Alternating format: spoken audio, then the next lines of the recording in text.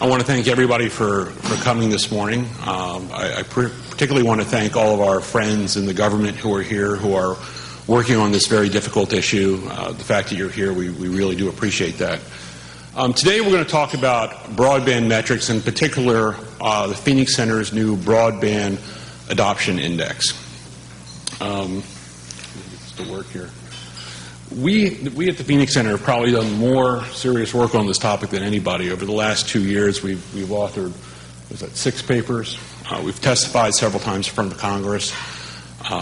And this is a very contentious issue because a lot of policy has been driven by this perceived notion that somehow America is lagging in terms of broadband ranks.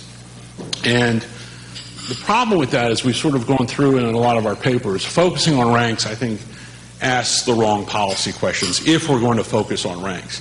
The question is we've discovered in a lot of our earlier papers is not where are you ranked, but where should you be ranked given your demographic and economic endowments. As we've looked at the data over time, what's become relevant, very apparent, is that not only are there tremendous analytical flaws in the way the OECD and the ITU rank things, but they don't account for things like the demand side factors that really drive broadband adoption. And you can certainly look at all of our papers on that. And the problem, I think, where we're now sort of with the Recovery Act and stuff is that there's somehow this misunderstanding that this failure of ranks presumes some sort of a regulatory failure or some sort of market failure.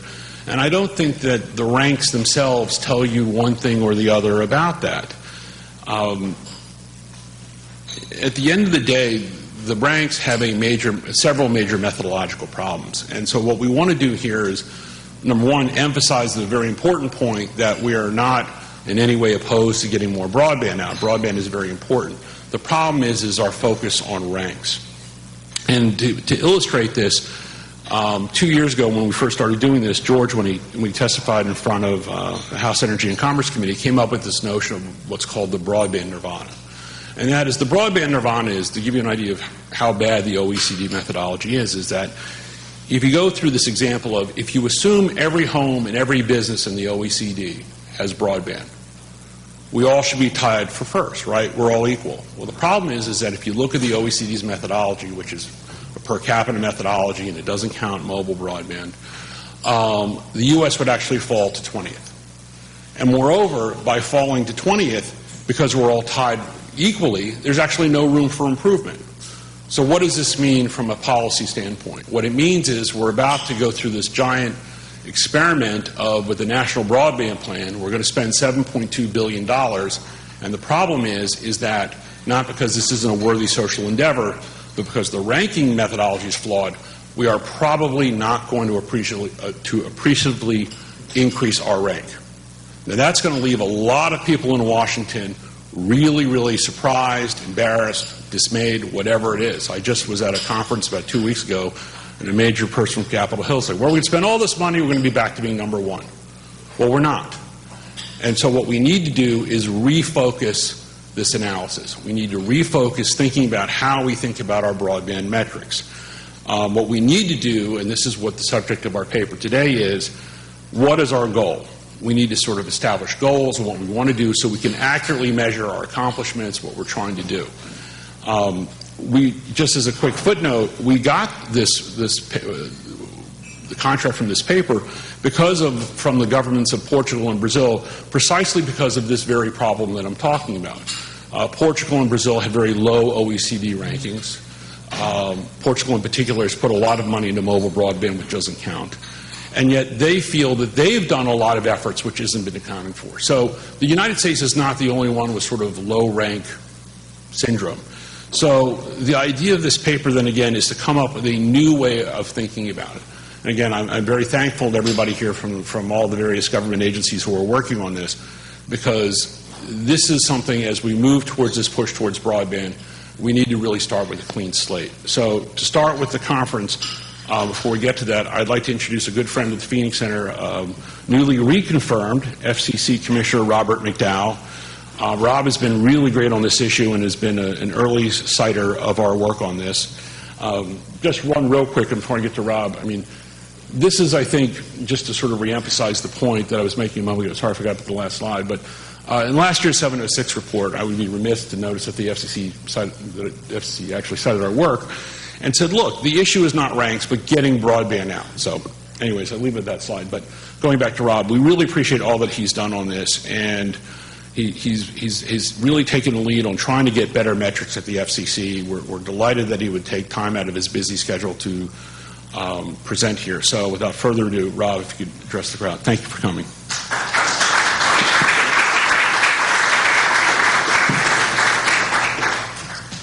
Thank you, Larry, for the kind introduction, and thank you for your kind invitation to be here today.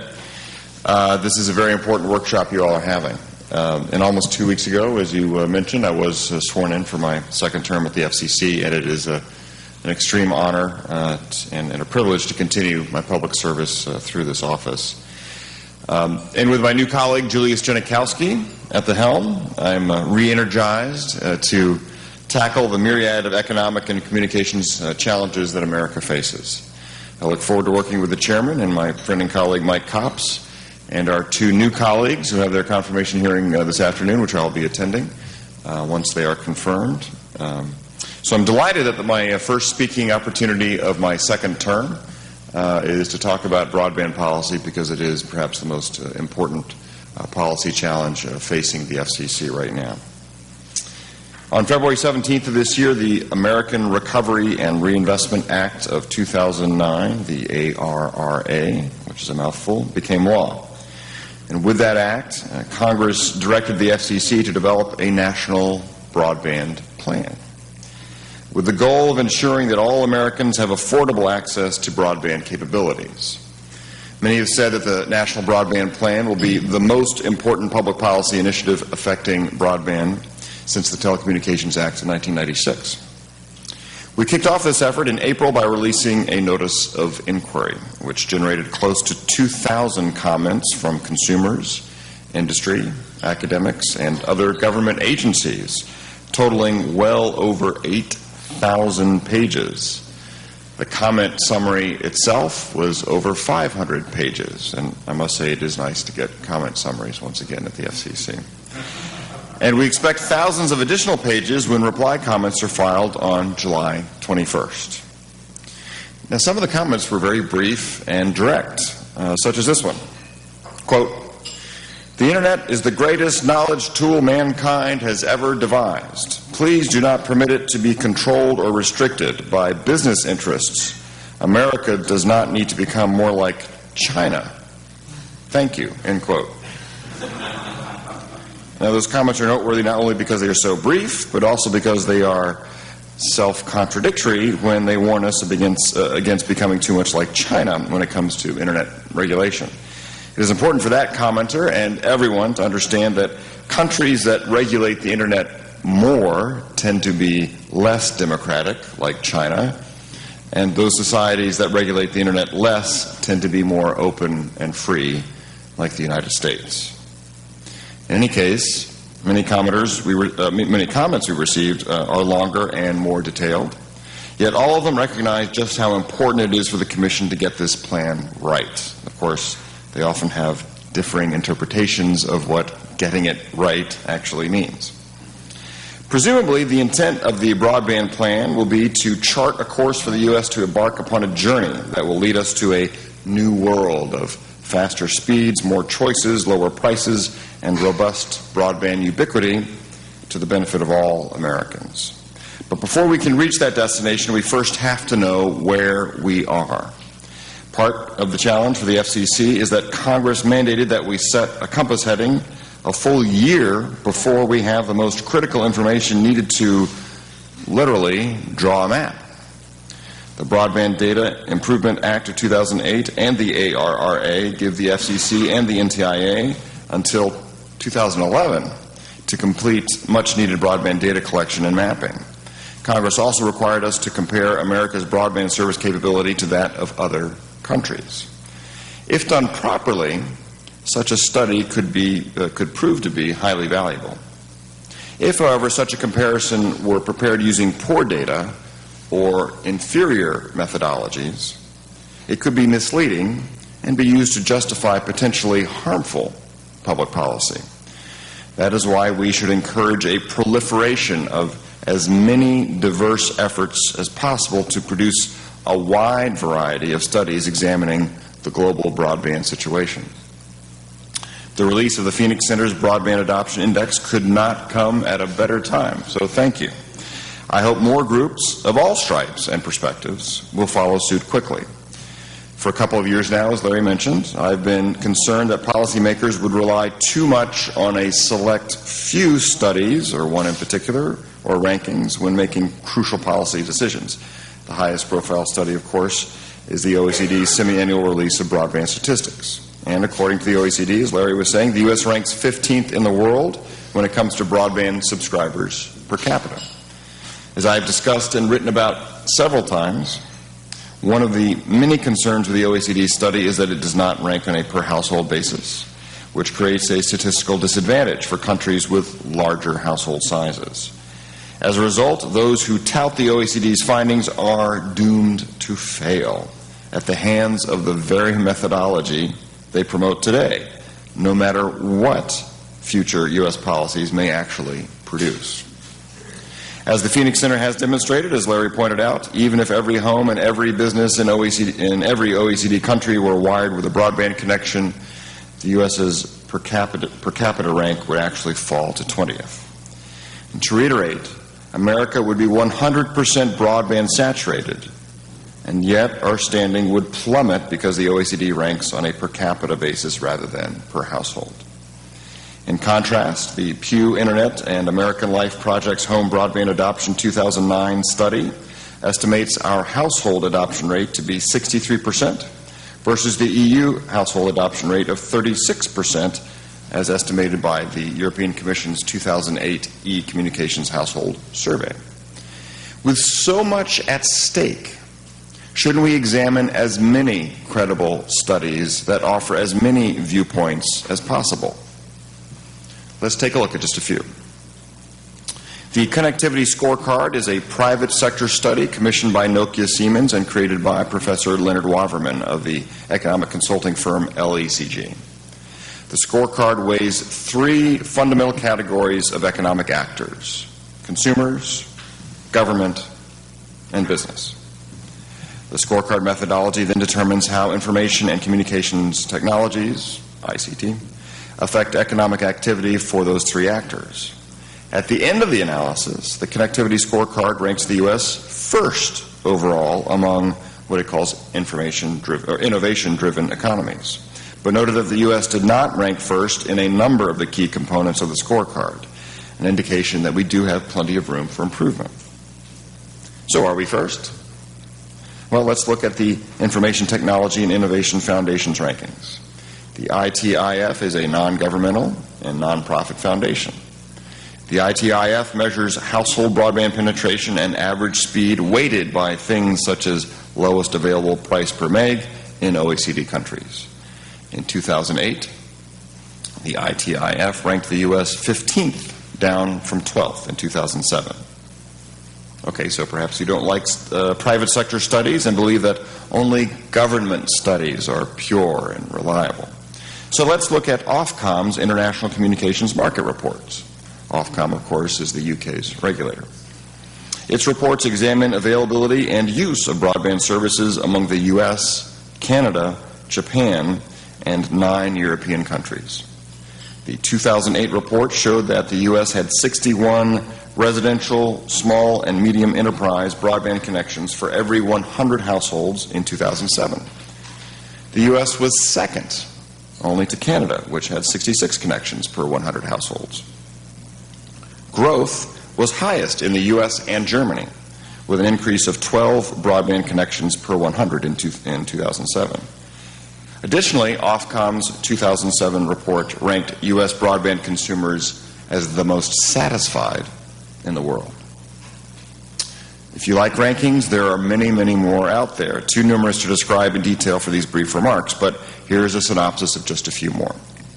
The 2009 ITU ICT Development Index has the U.S. ranked 17th out of 154 countries overall, but first as having the, quote, lowest relative broadband prices available, end quote. In 2009, the Economist Intelligence Unit e-readiness rankings listed the U.S. 5th out of 70 countries studied. That's down from first in 2008, and the drop was attributed in the study to the effect of the financial crisis in the U.S. as compared to other countries. While we were dropping in that study, we were rising in the Global Information Technology Report, a collaboration between the World Economic Forum and INSEAD, the International Graduate Business School, which is intended to, quote, assess countries' preparedness to leverage ICT advances for increased competitiveness and development, end quote.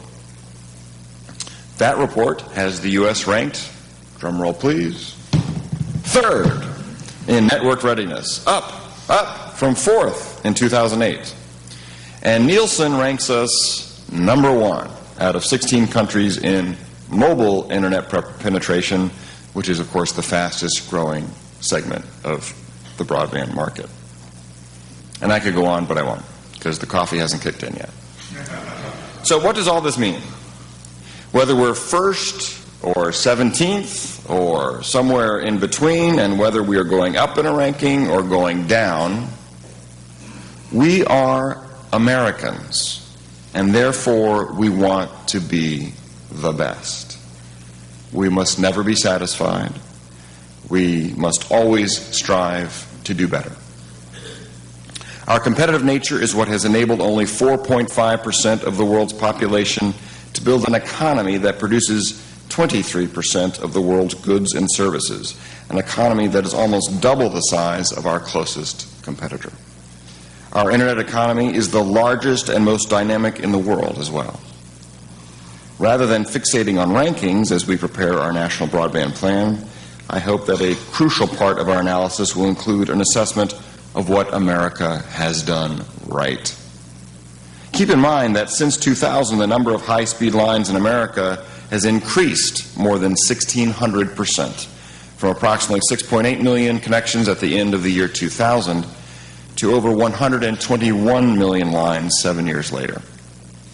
Additionally, in the midst of the worst economy in decades, an economy that seems to only shrink, the ICT sector intends to plow an estimated $80 billion this year into capital expenditures that are making broadband services faster, more available, and more affordable. Few, if any, sectors can make such a claim. ICT is poised to lead our country out of the recession and into an era of sustained economic prosperity, higher paying jobs, and untold consumer benefits if government does not adopt policies that inhibit economic freedom and investment. America's year-over-year private investment in broadband, those investments dwarf any government-funded broadband efforts throughout the globe. With this fact in mind, whatever we do should help attract more private investment capital and not deter it. Encouraging the flow of private capital is the spark needed to restart America's economic engine. I look forward to learning more about the myriad of ideas being offered as we contemplate a broadband plan. In the same spirit, I look forward to reading your Broadband Adoption Index and all those materials supporting it. In the coming weeks and months, I'm sure all of us will be engaging in a more spirited dialogue as we debate new ideas, and please consider my door open as we progress. I want to hear from you, and I want to hear from all of your critics. So thank you again, Larry, and all the folks at the Phoenix Center for having me here today. And we have time, I guess, for a couple of questions before I have to go to Capitol Hill for some meetings. Thank you.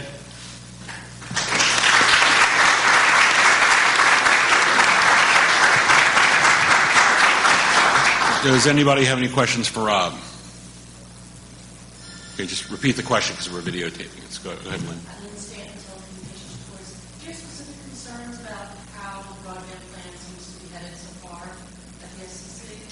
Well, we don't know. I mean, right now, I have to say, in his first 2 weeks on the job, I have to give Chairman Janikowski a lot of credit. He's been very open, gracious, and we've met a lot in his first couple of weeks. So we have discussed the broadband plan. I've discussed it with Blair Levin as well. And of course, our July 2nd monthly meeting, we had that presentation there. So we'll see. We'll see where it heads. You want to call on people? Sure, Kerry. Yeah, Kerry from the D.C. Public Service Commission. Many of the commenters on the National Broadband Plan NOI address USF reform ideas, proposals, many of which, maybe most of which, we've seen here before. Do you anticipate that the FCC is going to address USF reform in the context of the National Broadband Plan, or will they resurrect USF reform and inter-carrier compensation reform that, of course, was a hot issue 9 months ago, and move that proceeding forward? Or how do you think that's going to be handled, if at all? The honest answer is I don't know. I would think there should be a discussion of universal service and inter-carrier compensation in any sort of plan. I'm not sure what the plan will look like. I'm not sure that those who are driving it within the Commission yet know what it's going to look like. Will it be sort of an options memo? Will it be more prescriptive? I don't know yet.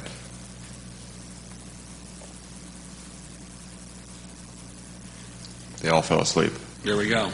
And it's even before George starts to speak. Poor George. Well, with that, we really do appreciate, Rob, you coming in, and we know that you've got a meeting up on the Hill. Several I of can't them. tell you how much.